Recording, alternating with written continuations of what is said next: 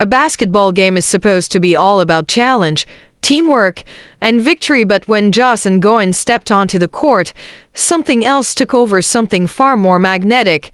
They weren't even on the same team this time, different jerseys, different sides, and yet all eyes turned to the same place. Because in the middle of the fast-paced game, between dribbles and defense, there was something undeniably different about the way they looked at each other. Was it really just competition, or was it something closer to flirting in disguise? The tension between them felt almost scripted, but it wasn't. This was pure, unfiltered Joss and Gawin. And while the ball moved across the court, Joss's hands seemed to keep finding one place, Gawin's waist, again and again, in front of everyone. He clung to it like it was his anchor. The crowd came to watch a game, but what they got instead was a glimpse of something much more intimate. So the question remains, were they playing basketball, or were they playing with each other's hearts?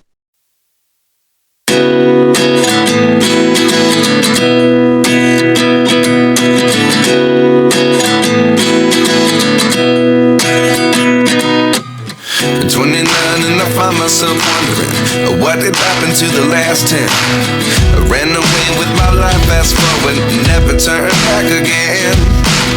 It's kind of funny that the more we pass time, the more we need to set the rewind. And 19 was the year I had to leave you, but now I'm seeing all the signs. Is this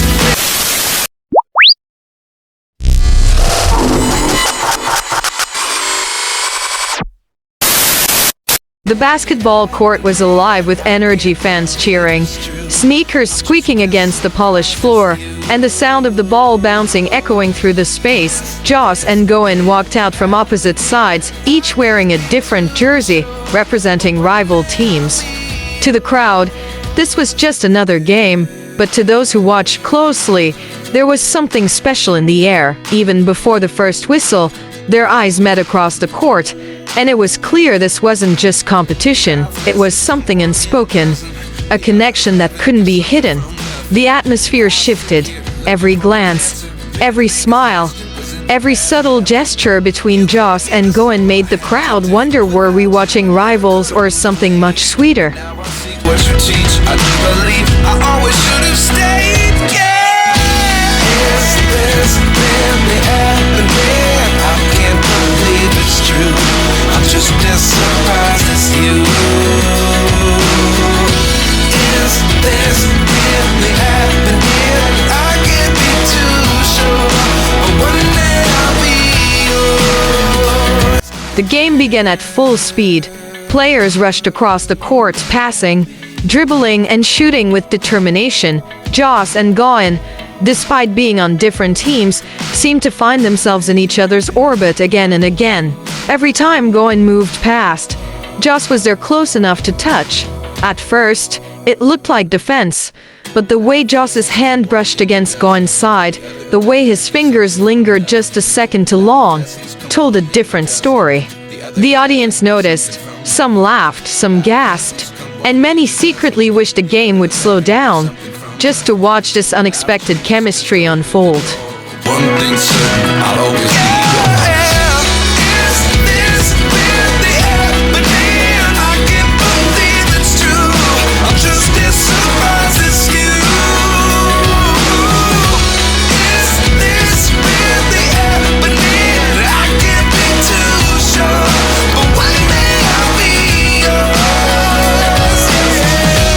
Then came the moment that left everyone stunned. In the middle of the play, Joss reached out not for the ball, but for Gawin's waist, his hand wrapped around it firmly, pulling him close as if forgetting that hundreds of people were watching. It was supposed to be a defensive move, but the way Joss held onto him was nothing like basketball.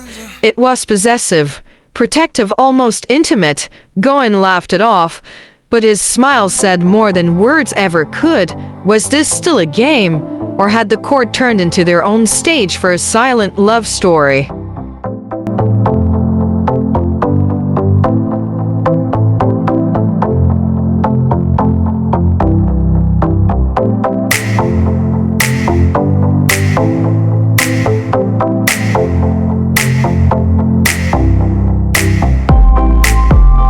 As the minutes ticked by, the pattern repeated. Every play, every clash, Joss's hands found their way back to Gawin's waist like it was his favorite spot, his comfort zone.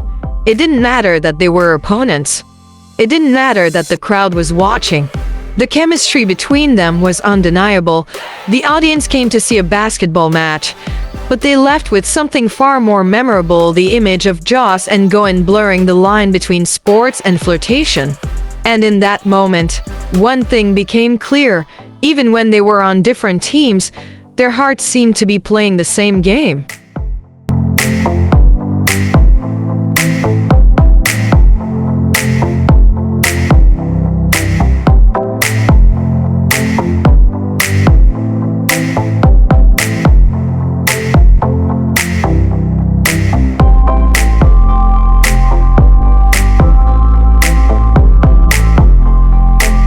The crowd was caught between cheering for the game and whispering about what was really happening on the court.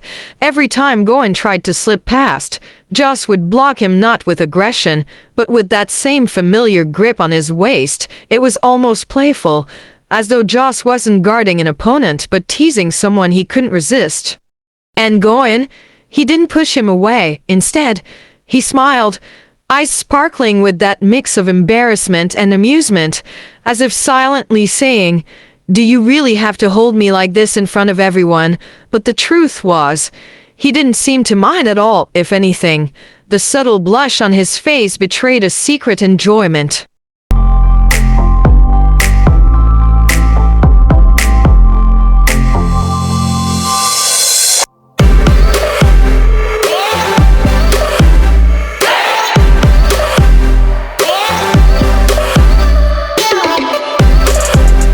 The game continued, yet it felt less like a competition and more like a dance between the two of them. The ball passed hands, shots were made, and points were scored, but the real highlight was always when Joss and Gawin collided on the court. Joss's hands would inevitably return to Gawin's waist, pulling him close, almost like claiming him in front of the crowd, and while the audience roared at the intensity of the match, fans who knew them best whispered with knowing smiles, "They're not just playing basketball, they're flirting." In that moment, the court wasn't divided by teams anymore. It was united by a chemistry so obvious, so powerful, that no scoreboard could ever measure it. In the end, the scoreboard showed the winner of the game, but for the fans watching, victory wasn't what they remembered. What stayed in everyone's mind was the way Joss kept reaching for Gawin's waist, again and again, as if even on different teams, he couldn't let him go.